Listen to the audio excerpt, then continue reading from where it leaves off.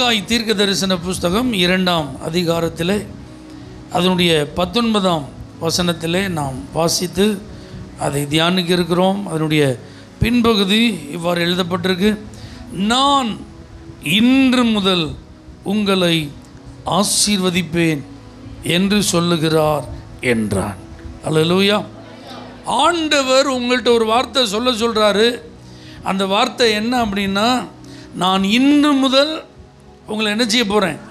ஆசீர்வதிக்க போகிறேன். நல்லா புரிஞ்சுக்கோங்க, இந்த ஜனம் ஆசீர்வதிக்கப்பட்ட ஜனம். அல்லேலூயா. இந்த ஜனம் உலகத்திலேயே தலை சிறந்த கூட்டம். இவங்க குடியிருந்த இடம் த வேர்ல்டு பெஸ்ட் பிளேஸ். உலகத்திலேயே தலை சிறந்த இடத்துல எங்கே இருந்தாங்க? வாழ்ந்து வந்தார்கள். இவங்களுக்கு இல்லை அப்படின்னு ஒரு நிலைமையே கிடையாது. ஆனால் அப்படிப்பட்ட ஆளை பார்த்து, அப்படிப்பட்ட ஜனத்தை பார்த்து ஆண்டவர் சொல்லணுமா, நான் இன்று முதல் உங்களை ஆசீர்வதிப்பேன் அப்படின்னு? அப்படின்னா என்ன அர்த்தம்? அவங்க ஆசீர்வாதமாக இருக்க வேண்டியவங்க இப்போ எப்படி இருக்காங்க? ஆசீர்வாதமாக இல்லை. அல்லேலூயா. அந்த நிலைமையை கர்த்தர் மாற்றதான் அவர்களுக்கு தீர்க்கதரிசி மூலமாக இந்த வார்த்தையை சொல்லி அனுப்புகிறார். அப்போ நீங்களும் நினைக்கலாம், ரட்சிக்கப்படுறதுக்கு முன்னாடி தான் என் வாழ்க்கை எப்படி இருந்துச்சு? ஒரு மாதிரி பஞ்சமாக இருந்தது, வறட்சியாக இருந்தது, குறைவாக இருந்தது. இப்போ நான் யார் பிள்ளை? ஏசப்பா பிள்ளை. அப்போ வாக்குத்தத்தம் எனக்கு உண்டு, ஆசீர்வாதம் எனக்கு உண்டு. அவர் என் கையிட்டு செய்கிற வேலையெல்லாம் என்ன செய்யணும்? ஆசீர்வதிக்கணும். ஆனால் அப்படியெல்லாம் இருந்தும் என் வாழ்க்கையில் நான் எதிர்பார்க்கிற நிறைவை நான் பார்க்கவில்லை, திருப்தி எனக்கு உண்டாகவில்லை, என் வாழ்க்கை குறைச்சலாக இருக்கிறது, வறட்சியாக இருக்குது அப்படின்னா, நீங்கள் இன்றைக்கி நான் சொல்கிற வார்த்தையெல்லாம் கவனித்து அதன்படி இப்படியெல்லாம் கர்த்தர் உங்களை ஆசீர்வதிப்பேன்னு சொல்கிறார். அதுக்கப்புறம் அந்த ஆசீர்வாதத்துக்கு என்ன செய்யணுங்கிறதையும் ஆண்டவர் சொல்லியிருக்கிறார். அதை தான் இன்றைக்கி நான் உங்களுக்கு என்ன செய்ய போகிறேன்? சொல்லித்தரப்போகிறேன். ஆமென் சொல்லுங்க பார்க்கலாம். முதல் அதிகாரத்தின் 6வது வசனத்தை பார்த்தா அவங்க நிலைமை எப்படி இருந்தது? நீங்கள் திரளாய் விதைத்தும் கொஞ்சமாய் அறுத்து கொண்டு வருகிறீர்கள். விதைக்கிறது எப்படி இருக்கும்? அதிகம். ஆனால் அறுக்கிறது எப்படி இருக்குது அப்படின்னா என்ன அர்த்தம்? பிரயாசம் அதிகமாக இருக்குது, பலன் கம்மியாக இருக்குது. போடுற முதலீடு அதிகமாக இருக்குது, ஆனால் லாபம் எப்படி இருக்குது? குறைவாக இருக்குது. உழைப்பு கடினமாக இருக்குது, ஆனால் அதனால் உண்டாகும் ஆசீர்வாதம் எப்படி இருக்குது? ரொம்ப குறைவாக இருக்குது. ஆனால் கர்த்தர் பாருங்கள், நான் இன்று முதல் உங்களை ஆசீர்வதிப்பேன்னு சொல்கிறார். பார்த்தீங்களா? அப்போ பிரயாசத்திற்கு அவர் என்ன தருவார்?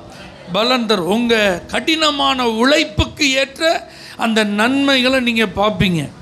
எந்த அளவு நீங்கள் முதலீடு பண்ணுறீங்களோ அதுக்கு எவ்வளவு லாபம் வர வேண்டுமோ அந்த லாபம் கிடைக்க கர்த்தர் உதவி செய்வார். ஒரு நாளும் என்னுடைய வேலையில் ஆசீர்வாதம் இல்லைன்னு நீங்கள் சொல்ல ஆண்டவர் என்ன செய்ய மாட்டார்? விடமாட்டார். என் தொழிலில் வருமானம் இல்லை அப்படின்னு சொல்ல ஆண்டவர் விடமாட்டார். என் வாழ்க்கையில் நிறைவு இல்லை அப்படிங்கிற ஒரு நிலைமை இன்னும் என்ன செய்யாது? இருக்காது. நீங்கள் கண்டிப்பாக எந்த திரளாய் விதைத்தால் திரளாய் உண்டு. அல்லேலூயா. திரளாய் விதைத்தால் கண்டிப்பாக உங்களுக்கு என்ன உண்டு? 8 மணி நேரம் வேலை பார்த்தீங்கன்னா அதுக்குள்ள பலன், 10 மணி நேரம் வேலை பார்த்தா அதுக்குரிய பலன், 12 மணி நேரம் ஒர்க் பண்ணால் அதுக்குரிய பலன். அல்லேலூயா. இது உங்களுடைய வேலையை பொறுத்து, உங்களுடைய தொழிலை பொறுத்து. இதுக்காக நீங்கள் எவ்வளோ முயற்சி பண்ணுறீங்க, இதற்காக நீங்கள் எவ்வளோ பிரயாசப்படுறீங்க, அந்த பிரயாசத்துக்கு இனிமேல் நல்ல பலன் ஆண்டவர் என்ன செய்வார்? தருவார். அல்லேலூயா. அடுத்த ஆண்டவர் சொல்கிறார், நீங்கள் புசித்து என்ன செய்யலை? திருப்தி அடையவில்லை. அப்படின்னா சாப்பாடு இருக்குது, சாப்பிட்றாங்க, ஆனால் சாப்பிட்டதுனால என்ன வரல? திருப்தி வரல. எவ்வளோ வருத்தம் பார்த்தீங்களா? அப்போ இன்று முதல் கர்த்தர் நம்மளை ஆசீர்வதித்தா என்ன ஆக போகுது? நம்ம சாப்பிட போகிறோம், அதை சாப்பிட்டு என்ன செய்ய போகிறோம்? திருப்தி. அப்போ ஆண்டவர் உங்களை ஆசீர்வதித்தா உங்களுக்கு இனிமேல் என்ன உண்டாகும்? திருப்தி உண்டாகும். பிரியாணி சாப்பிட்டா தான் திருப்தி உண்டாகும் கர்த்தர் சொல்லலை. புசித்து நீங்கள் திருப்தி அடைவீங்க. அல்லேலூயா. ஏன்னா அவரவருடைய உடல் நலத்துக்கு ஏற்றார் போல் அதை தான் என்ன செய்ய முடியும்? நம்ம சாப்பிட முடியும். அப்போ எதை நாம் சாப்பிட கர்த்தர் நமக்கு அனுக்கிரகம் செய்திருக்கிறாரோ அதை சாப்பிடும்போது நமக்கு உண்மையிலே என்ன உண்டாகும்? ஐயோ எனக்கு அதை சாப்பிட முடியலையே, ஐயோ எனக்கு அந்த திருப்தியாக புசிக்க முடியாத நிலைமை இருக்குங்கிற ஒரு அங்கலாய்ப்பு இனிமேல் நம்ம வாழ்க்கையில் என்ன செய்யாது? இருக்காது. கர்த்தர் நமக்கு எப்படி ஆசீர்வாதத்தை தருவார்? நீங்கள் சம்பூரணமாய் சாப்பிட்டு திருப்தி அடைந்து. அல்லேலூயா. உங்களை அதிசயமாய் நடத்தி வந்த தேவன் என்ன செய்வீங்க? துதிப்பீர்கள். அப்போ ஒவ்வொரு நாளும் திருப்தியாக சாப்பிட்றது கர்த்தருடைய அனுக்கிரகம். அப்படிதானா? உங்கள் வீட்டில் நீங்கள் வைக்கிற அந்த தயார் செய்கிற அந்த உணவுகள் ஆசீர்வாதமாய் மாறுவது கர்த்தருடைய ஆசீர்வாதம். அது காலை உணவாக இருக்கலாம், மதிய உணவாக இருக்கலாம், இரவு உணவாக இருக்கலாம். நீங்கள் சாப்பிடுகிற அந்த உணவை கர்த்தர் ஆசீர்வதிப்பார். அப்பத்தையும் தண்ணீரையும் நான் என்ன செய்வேன்? ஆசீர்வதிப்பேன் கர்த்தர் சொல்லியிருக்கிறார். அப்போ அதனால் ஆண்டவர் உங்களுக்கு நல்ல சாட்டிஸ்ஃபேக்ஷன் என்ன செய்வார்? தருவார். அடுத்து அதில் எழுதப்பட்டிருக்கு பாருங்கள், குடித்தும் பரிபூர்ணம் அடையவில்லை. அல்லேலூயா. வஸ்திரம் உடுத்தி என்ன செய்யலையாம்? ஒருவனுக்கும் குளிர் விடவில்லை. அப்படின்னா என்ன அர்த்தம்? எல்லாமே இருக்குது. குடிக்கிறதுக்கு என்ன இருக்குது? பானங்கள் இருக்கிறது, உடுத்துறதுக்கு வஸ்திரம் இருக்குது. ஆனால் அதனால் எங்களுக்கு எந்த யூஸ் இல்லை. குடிச்சு அதனால் தாகம் தீரலைன்னு எப்படி இருக்கு பாருங்கள். தண்ணி குடிக்கிறோம், ஆனால் அந்த தண்ணீர் குடிச்சு இன்னும் என்ன தீரலை?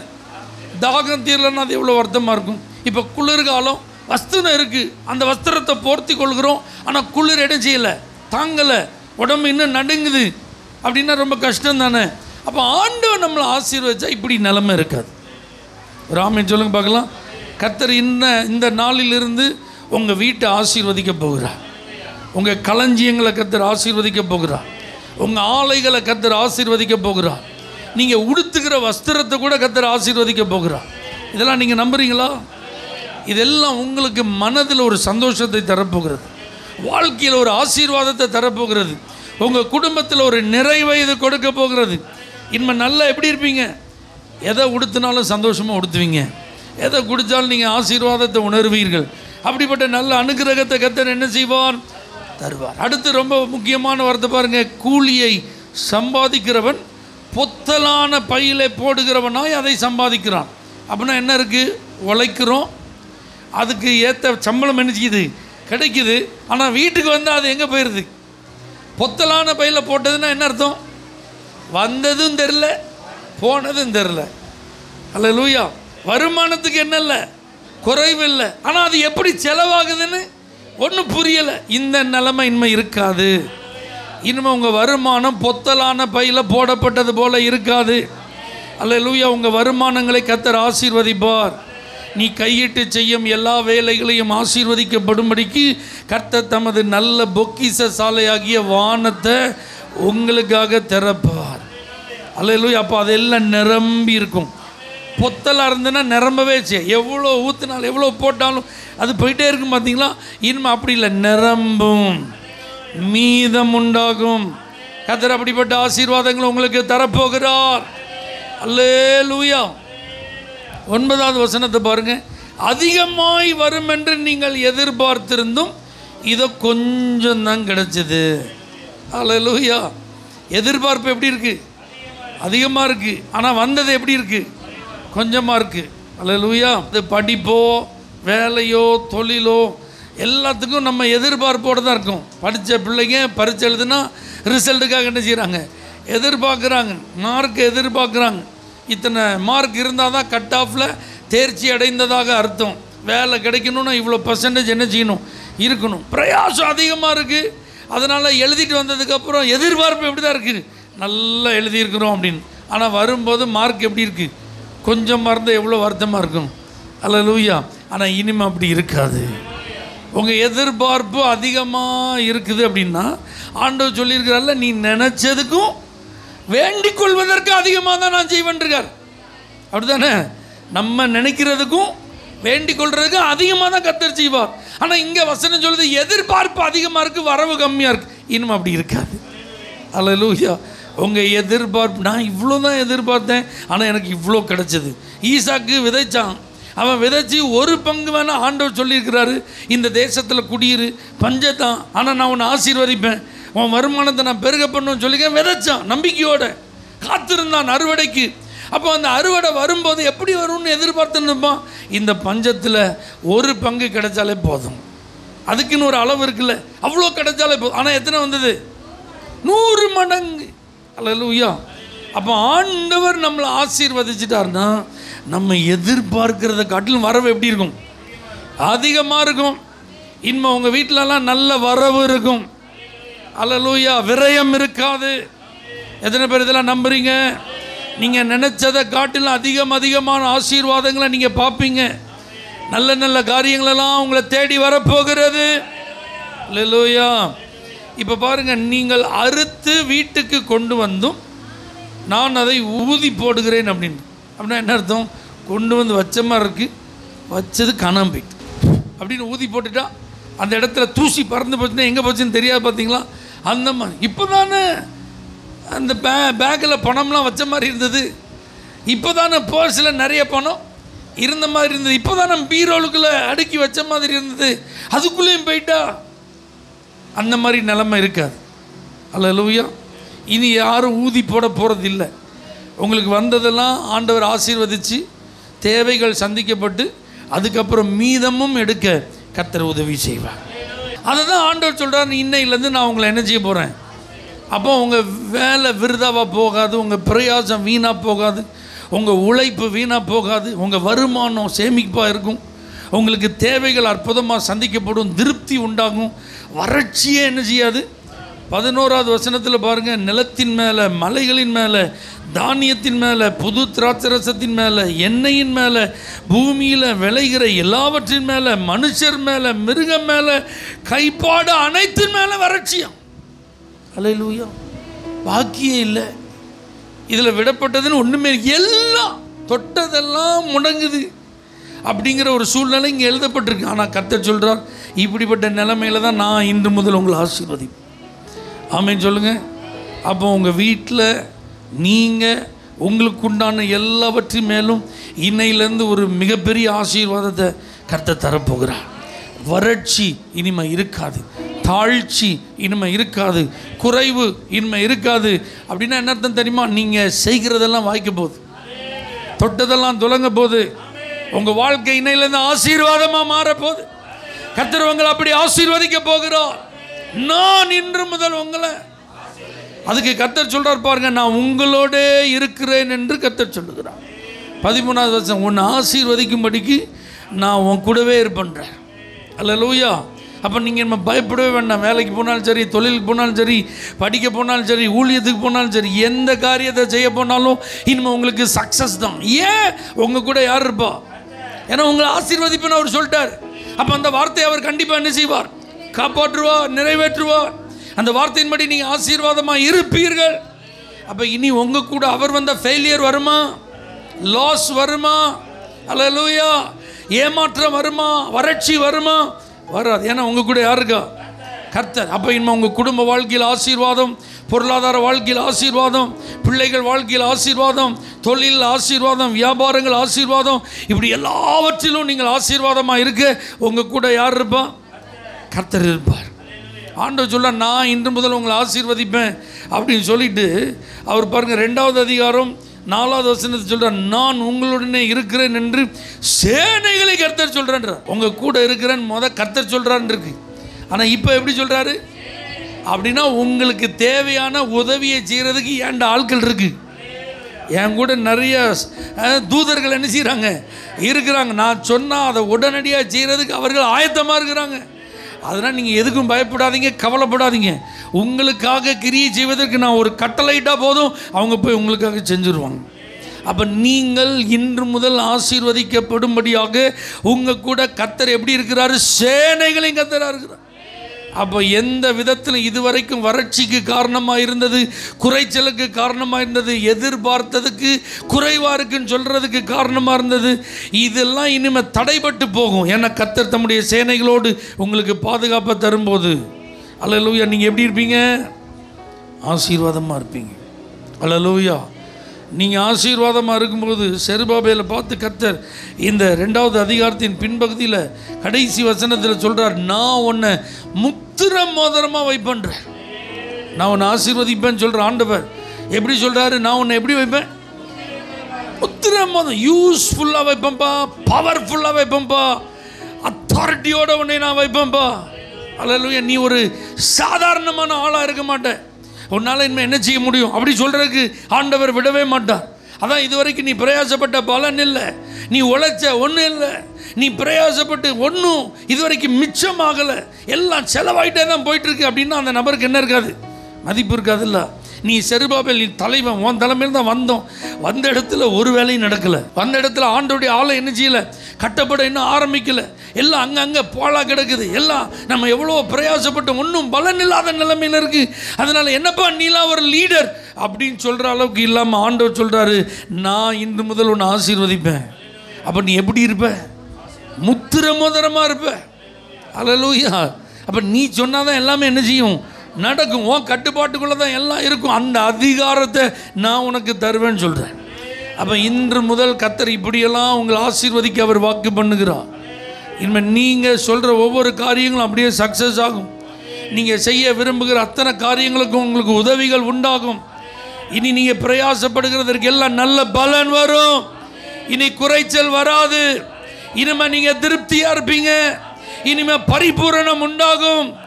வறட்சி என்ற பேச்சுக்கு என்ன உங்கள் வாழ்க்கையில் என்ன இல்லை? இடம் இல்லை. இந்த ஆசீர்வாதம் உங்களுக்கு வேணுமா? அல்லேலூயா. அப்போ நீங்கள் செய்ய வேண்டிய காரியம் 8வது வசனத்தில் இருக்கு. நீங்கள் மலையின் மேல் ஏறி போய். அப்போ எங்கே ஏறணும்? வாங்க நம்ம எல்லாம் மலை ஏறுவோண்டு. பக்கத்தில் குற்றால மலை இருக்கு, போயிடுவோமா? அல்லேலூயா. ஜெபமலை இருக்கு, அங்கே போயிடுமா? Very good. மலையில் ஏறுங்க அப்படின்னா அன்னைக்கு லிட்ரலாக ஆலயம் கட்டுவதற்கு தேவையான மரங்களை வெட்டிட்டு வர்றதுக்கு நீங்கள் மலைக்கு போங்கன்னு கர்த்தர் சொன்னார். அல்லேலூயா. ஆனால் ஆவிக்குரிய அர்த்தம் மலையில் ஏறுதல் என்பது ஜெப அனுபவம். ஆமென் சொல்லு. தேவனை சந்திக்கிற அனுபவம், தேவனோடு உறவாடுகிற அனுபவம், தேவன் நமக்கு தன்னை வெளிப்படுத்துகிற ஒரு அனுபவம், நம்முடைய வாழ்வை குறித்த திட்டங்களை கர்த்தர் கொடுக்கிற ஒரு இடம் தான் மலையின் அனுபவம். அல்லேலூயா. சீனாய் மலைக்கு போகணும். அங்கே போனால் தான் கர்த்தர் பேசுகிறது என்ன செய்ய முடியும்? கேட்க முடியும். கட்டளைகள் அங்கே தான் கிடைக்கும்.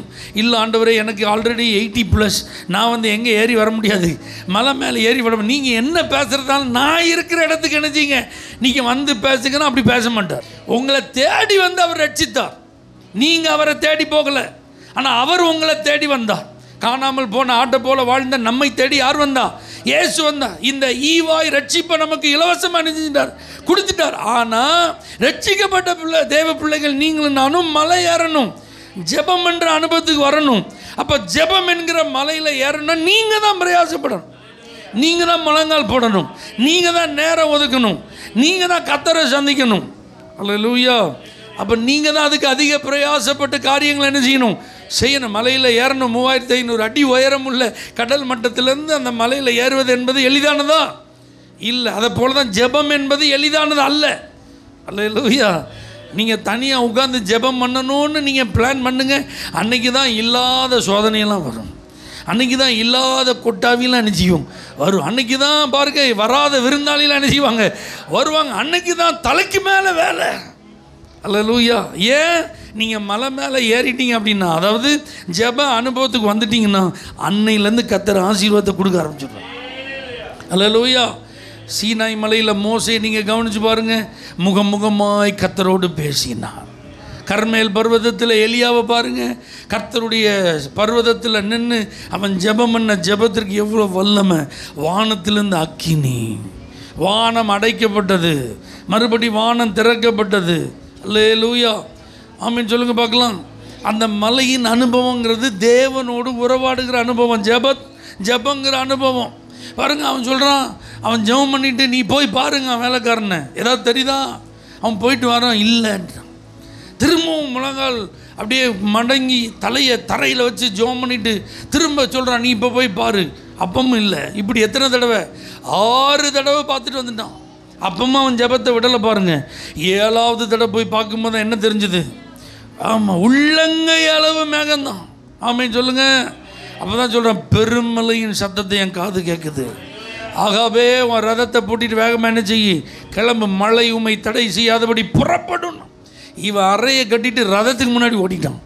அவ்வளோ பெரிய பெருமலையை கர்த்தர் அன்னைக்கு என்ன செய்தார்? பெய்ய பண்ணினார். ஆமென் சொல்லுங்க. அப்போ இந்த மலையின் அனுபவத்தில் போன உடனே என்ன கிடைச்சிடாது? பதில் சில நேரத்தில் கிடைக்காது. சில நேரத்தில் கேட்ட உடனே நீங்கள் நினச்ச காரியம் என்ன செய்யாது? நடக்காது. அதுக்காக அந்த மலையிலேருந்து இறங்கி வந்துடக்கூடாது. நான் ஜெபம் பண்ணி ஒன்றும் நடக்கலைன்னு ஜெபத்தை என்ன செஞ்சிடக்கூடாது? நிறுத்திடக்கூடாது. மறுபடி தொடர்ந்து விடாப்பிடியா நீங்கள் தேவ சமூகத்தில் அமர்ந்திருப்பீர்களானால் கண்டிப்பாக இயற்கைக்கு அப்பாற்பட்ட ஒரு பெரிய காரியத்தை கர்த்தர் செய்வார். எத்தனை பேர் இதெல்லாம் விசுவாசிக்கிறீங்க? ஜெபம் அப்படிங்கிற அனுபவத்தில் இப்படி பல நிலைகள் இருக்கிறது. சில நாள் ஆண்டவர் சொல்லிடுவார் இருண்டு, அது இரவு பகல் பார்க்காத மாதிரி இருக்கும். அல்லேலூயா. அது ஆகாரத்தை ஒதுக்கி வச்சுட்டு அமர்ந்திருக்கிறது போல இருக்கும். அது புசியாமலும் குடியாமலும் அமர்ந்திருக்க வேண்டியதாக இருக்கும். ஆண்டவர் சில நேரத்தில் வான்னு கூப்பிட்டுட்டு 7 நாளுக்கு அப்புறம் தான் மோசைக்கு தன்னை என்ன செய்தார், வெளிப்படுத்தினார். அவனோடு பேசினார். என்ன ஆண்டவர் வர சொன்னீங்க, சத்தமே இல்லை, வெளிப்பாடே இல்லை, தரிசனமே இல்லை, ஒரு ப்ரெசன்ஸே இல்லை. அப்போ நான் வந்தது அப்போ தெரியாமல் வந்துட்டேனோ, அல்லது நீங்கள் இன்னைக்கு வரமாட்டீங்களோ அப்படின்னு மோசை கீழே இறங்கி வந்திருந்தா ஆண்டவர் தன்னை வெளிப்படுத்தும் போது என்ன செஞ்சிருக்க முடியாது, பார்த்திருக்க முடியாது. அப்போ இந்த மலையின் அனுபவத்தில் நிறைய வித்தியாசங்கள் இருக்கிறது தேவ பிள்ளைகளே. அல்லேலூயா. அப்போ நீங்கள் அந்த ஜெபத்தில் இதெல்லாம் உணராத பட்சத்தில் ஆண்டவருடைய ஆசீர்வாதத்தை என்ன செய்ய முடியாது, பெற முடியாது. அல்லேலூயா. இயேசுநாதர் மறுரூப மலைக்கு 3 பேரை கூட்டிகிட்டு போயிட்டார். அங்கே போன உடனே மோசே எலியாவும் என்ன செய்கிறாங்க, இயேசுவானவரோடு பேசிகிட்டு இருக்கிறாங்க. அப்போ அவருடைய வஸ்திரம் எப்படி மாறின வெண்மை, அது பயங்கரமான வெளிச்சம். இதே போல் ஒரு வெண்மையை வெளிச்சத்தை இதுவரைக்கும் அவங்க என்ன செஞ்சதில்லை, பார்த்ததே இல்லை. கடைசி காலங்களில் நடக்க போகிற காரியங்களை குறித்து இயேசுவானவர் அந்த 2 பேரோடு என்ன செய்து கொண்டிருந்தார், சம்பாஷித்து கொண்டிருந்தார் என்று எழுதப்பட்டிருக்கிறது. அல்லேலூயா. அப்போ இப்படி மலையில் மறுரூபத்தின் அனுபவம் இருக்குது. மறுரூபம் நம்ம இருக்கிற மாதிரி அல்ல, நமக்குள் மாற்றம். அல்லேலூயா. நம்முடைய சுபாவங்களிலே மாற்றம், நம்முடைய பழக்க வழக்கங்களிலே மாற்றம், நம்முடைய வாழ்க்கையிலே மாற்றம். இதெல்லாம் ஜெப மலையில் தான் இருக்குது, ஜெப அனுபவத்தில் தான் இருக்கிறது. இந்த மலையில் ஏறும்போது தான் கர்த்தர் இதெல்லாம் என்ன செய்கிறார், சொல்லுங்க, செய்கிறார். அல்லேலூயா. அதனால் எங்கே ஏறணும், ஜெபம் என்கிற அனுபவத்துக்கு ஏறி வரணும், கொஞ்சம் பிரயாசப்படணும். ஆமென் சொல்லுங்க. அடுத்து சொல்கிறாரு, மரங்களை வெட்டுங்கள். அல்லேலூயா. அதை கொண்டு என்ன செய்ய, மரத்தை வெட்டி கொண்டு வாங்கன்ற. அப்போ நாமும் போய் மரத்தை வெட்டுவா. இன்றைக்கி கவர்மெண்ட் சொல்லுது ஆளுக்கு ஒரு மரம் என்ன செய்யுங்க, நடுங்கன்னு சொல்லுது. ஆமென் சொல்லுங்கள். வீட்டிலலாம் நல்லா மரம் என்ன செய்யும், சொந்த வீடு இருந்தால் உங்கள் வீட்டிலலாம் நல்ல மரங்கள் என்ன செய்யுங்க, வைங்க, அது ரொம்ப நல்லது. அல்லேலூயா. ஏன்னா இன்றைக்கி காடுகள் எல்லாம் அழிக்கப்படுகிறது. அப்போ மரத்தை வெட்டிட்டு வாங்கன்னா நம்மளை போய் ஆண்டவர் மரத்தை என்ன செய்யலை, வெட்டிட்டு வர சொல்ல. அது எதற்கு அடையாளமாக இருக்குது, இதனுடைய ஆவிக்குரிய அர்த்தம் என்னென்னா ஆத்துமக்களை ஆதாயம் பண்ணுங்க. அல்லேலூயா. வெட்டி ஆலயத்துக்கு கொண்டு வாங்கன்னு இருக்கு. மரங்களை வெட்டி என்ன செய்யுங்க அப்படின்னா என்ன அர்த்தம், ஆத்துமாக்களை ஆதாயம் பண்ணி ஆலயத்துக்கு கொண்டு வாங்க. இந்த வேலையை கஷ்டத்துக்கு மத்தியில், குறைச்சலுக்கு மத்தியில், நீங்கள் ஒன்றும் இல்லாத சூழ்நிலையில் நீங்கள் செஞ்சு பாருங்கள். ஆண்டவர் இன்று முதல் உங்களை ஆசீர்வதிப்பார். ஊழியம் செய்கிறவங்களுடைய சாட்சியை பாருங்கள். ஆரம்ப நாட்களில் அவங்களுடைய வாழ்க்கையில் எப்படி இருக்கும், பயங்கர கஷ்டங்கள் தான், ஒன்றும் இல்லாத சூழ்நிலை தான். ஆனால் அவங்க செஞ்ச வேலையை பாருங்கள், ஆத்தும ஆதாயம். நல்லா ஜெபம் பண்ணுவாங்க, இரவும் பகலும் தேவ சமூகத்தில் அமர்ந்திருந்து ஜெபிப்பார்கள், உபவாசித்து ஜெபிப்பார்கள், அதிகாலையில் ஜெபிப்பார்கள். அதுக்கப்புறம் ஆத்தும பாரத்தோடு சந்திக்கிற ஜனங்களை சுவிசேஷத்தை சொல்லி அவங்கள ஆண்டவருக்குள்ள என்ன செய்வாங்க, கொண்டு வருவாங்க, ஆலயத்துக்கு அழைத்து வருவார்கள். அவர்களை தொடர்ந்து பெயரை சொல்லி ஜெபித்து அவர்களுடைய தேவைகளுக்கு ஏற்றாற் போல வசனத்தை விளக்கி சொல்லி எப்படியாவது அந்த ஆத்மா நஷ்டப்பட்டு போய்விடக்கூடாது, ஆண்டவருக்குள்ள அது ஆதாயம் பண்ணப்பட வேண்டும் என்று பிரயாசப்பட்டிருப்பாங்க. அதனால தான் பாருங்க, ஊழியம் செய்கிற ஒவ்வொரு தேவ மனிதர்களையும் அவர்களுடைய குடும்பங்களையும் கர்த்தர் அளவில்லாமல் ஆசீர்வதிக்கிறார். நான் உங்களுக்கு சொல்கிறேன், என்ன காட்டில் நீங்கள் ஆசீர்வாதமாக இருக்கணும்னு விரும்பி மனப்பூர்வமாக சொல்கிறேன். அல்லேலூயா. நீங்கள் நல்லா இருக்கணும்னு சொல்கிறேன், நீங்கள் ஐஸ்வர்யமாக இருக்கணும்னு சொல்கிறேன், வாழ்க்கையில் ஒரு குறைவும் இல்லாமல் இருக்க வேண்டும் என்று இந்த பலிபீடத்திலிருந்து மனதார சொல்கிறேன். இந்த ஆசீர்வாதம் உங்களுக்கு வேணும்னா வெளியில் போய் ஆத்துமாக்கள் ஆதாயம் பண்ணுங்க, சுவிசேஷத்தை சொல்லுங்க. ஆமென். வழி தவறி கொண்டிருக்கிறவர்கள் நிறைய பேர் இருக்கிறாங்க, நிறைய பேர் கஷ்டத்தில் இருக்கிறாங்க, கண்ணீரில் இருக்கிறாங்க, நம்பிக்கை இல்லாமல் இருக்கிறாங்க, இன்னைக்கு நான் தற்கொலை பண்ணணுங்கிற முடிவில் இருக்கிறாங்க. அவங்களுக்கு நல்ல வழி எதுன்னு தெரியாத குழப்பத்தில் இருக்கிறாங்க. மெய்யான தேவன் யார் என்பதை அறியாமல் இருக்கிறாங்க.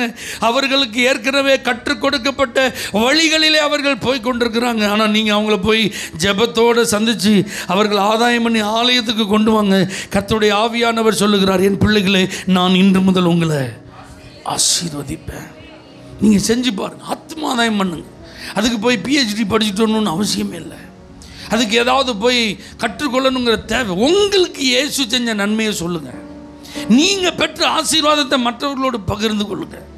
ஒரு கஷ்டத்தில் கண்ணீரோடு இருக்கிறவங்கள பார்த்து உங்களுக்காக நான் ஜெபம் பண்ணட்டுமான்னு சொல்லி ஒரு பாரத்தோடு சொல்லி அவங்களுக்காக ஜெபம் பண்ணுங்க.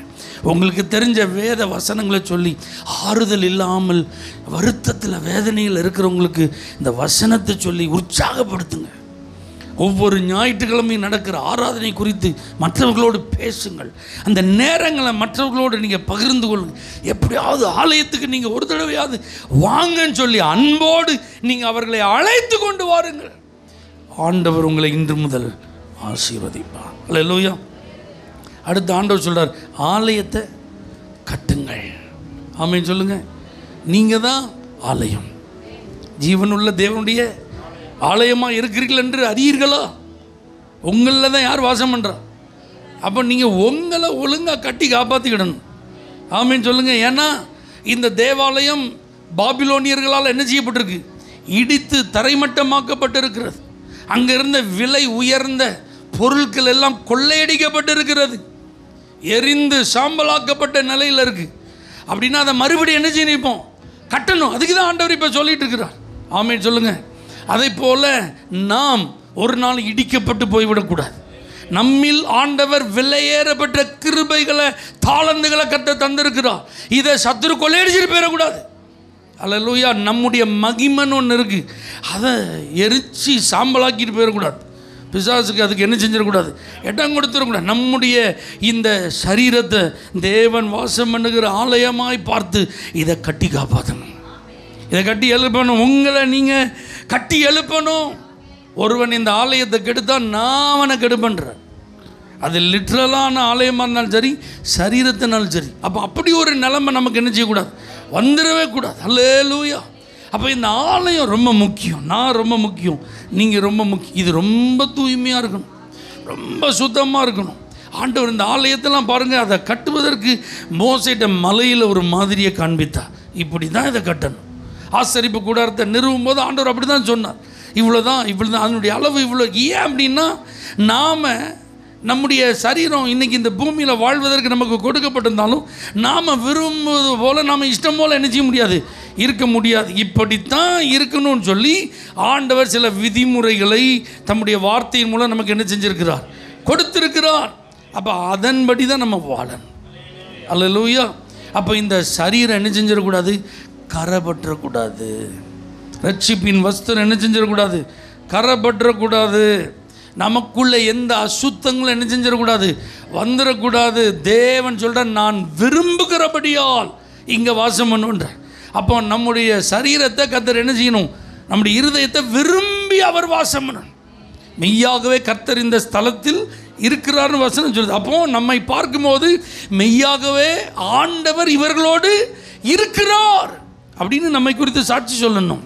பரிசுத்த அலங்காரத்தோட கர்த்தரை தொழுது கொள்ளுங்க. இந்த சரீரத்தை தான் நம்ம எக்ஸ்பிரஸ் பண்ணுறோம் ஆலயத்துக்கு வந்து ஆராதனை இல்லை. அப்போ வரும்போது தேவாலயத்துக்கு வரும்போது உன் நடையை காத்துக்கொள். உன் வார்த்தை எப்படி இருக்கட்டும்? சுருக்கமாக இருக்கட்டும். அல்லேலூயா. அப்போ உள்ளே வந்து ஆவியோடும் உண்மையோடும் கர்த்தரை என்ன செய்யணும்? ஆராதிக்கணும். பணிந்து குனிந்து முழங்கால் படியிட கடவோம். அல்லேலூயா.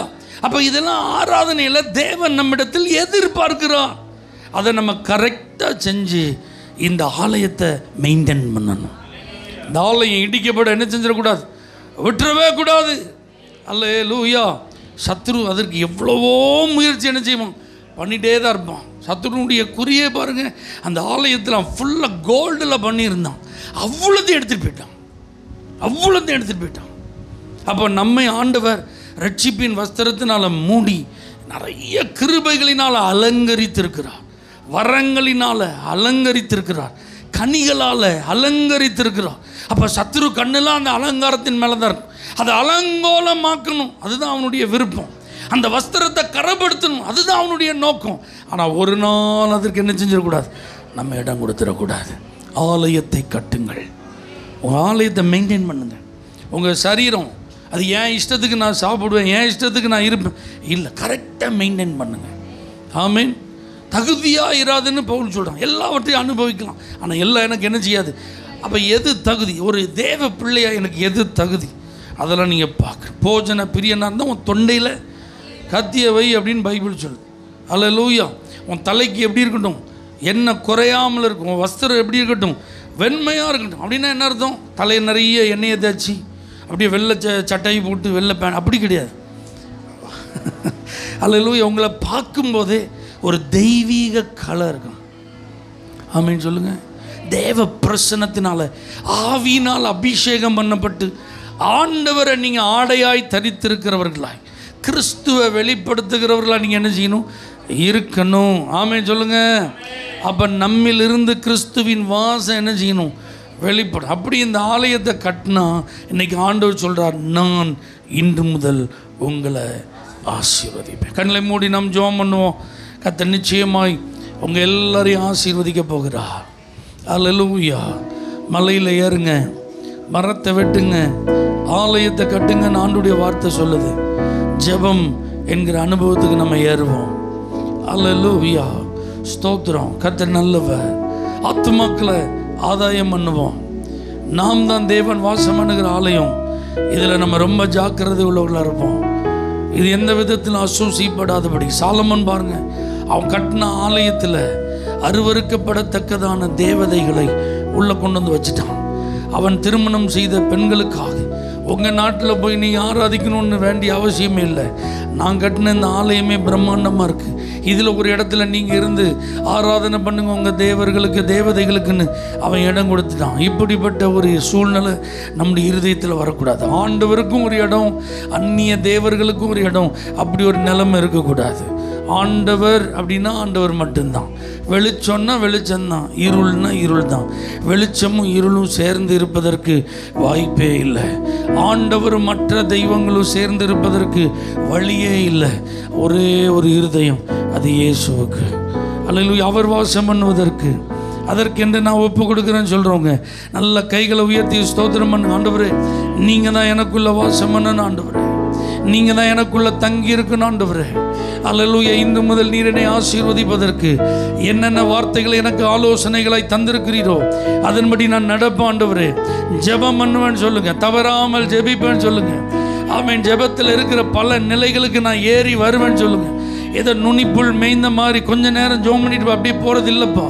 இந்த ஜெபம் என்பது கணுக்கால் அளவல்ல, முழங்கால் அளவல்ல, இடுப்பு அளவல்ல, நீச்சல் ஆள் அனுபவம். இந்த பரிசுத்த ஆவியானவரோடு இணைந்து ஜெபிக்கிற நல்ல அனுபவங்களை எனக்கு தாரும். கிருபைகளை எனக்கு நீ தாரும் ஆண்டவரே. அந்த நல்ல அனுபவங்களை எனக்கு தாரும் ஆண்டவரே. கர்த்தர் நல்லவர், நல்லவர், நல்லவர். ஆத்துமாக்கள் ஆதாயம் என்ன கிருபை கேளுங்க. ஜனங்கள் அழிந்து கொண்டிருக்கிறார்களே, மேய்ப்பன் இல்லாத ஆடுகளைப் போல சிதறி இருக்கிறார்களே, வழி தெரியாமல் நரக பாதாளத்தை நோக்கி தீவிரித்து கொண்டிருக்கிறார்களே, அவர்கள் ரட்சிக்கப்பட, அவர்கள் ஆதாயம் பண்ணப்பட நான் ஊழியம் செய்வேன் ஆண்டவரே. சுவிசேஷம் சொல்லுவேன் ஆண்டவரே. ஆத்தும பாரத்தோடு நான் பெற்ற நன்மைகளை மற்றவர்களோடு பகிர்ந்து கொள்வேன் ஆண்டவரே. என்ன நான் பாதுகாத்துக் கொள்வேன் ஆண்டவரே. சொல்லுங்க. ஆமென். என் ரட்சிப்பை நான் காத்துக்கொள்வேன் ஆண்டவரே. எனக்குள்ள நீங்க வாசம் பண்ணுகிறதற்கு ஏதுவாக நான் பரிசுத்தமாய் வாழ்வதற்கு என்ன அர்ப்பணிக்கிறேன் ஆண்டவரே. யாரெல்லாம் இந்த அர்ப்பணிப்பை செய்கிறாங்களோ அவங்களை இன்று முதல் நீர் ஆசீர்வதிப்பீராக. துதிகன மகிமை உமக்கு எடுக்கிறோம் இயேசுவின் நாமத்தில் பிதாவே, ஆமென். For prayer contact Pastor J. J. Kumar, El Shaddai Ministries, 9500252586, Surandai.